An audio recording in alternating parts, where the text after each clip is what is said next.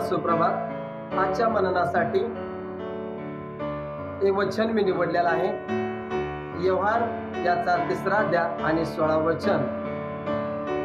देवाने जगावर एवढी प्रीती केली की त्याने आपला एकुलता एक पुत्र दिला, अशासाठी की जो कोणी त्याच्यावर विश्वास ठेवतो त्याचा नाश होणे तर त्याला सार्वकालिक जीवन प्राप्त व्हावे। आपण देखील अशाच प्रकारे देवाच्या वचनावर विश्वास ठेवूया आणि आपलं तारण साध्य करूया।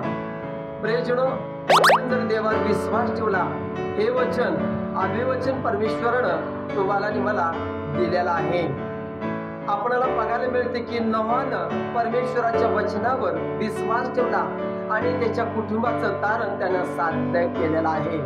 आज तुम्ही आणि मी देखील तशाच प्रकारचा विश्वास आमच्यामध्ये मजबूत करूया आणि परमेश्वराला शरण जाऊया।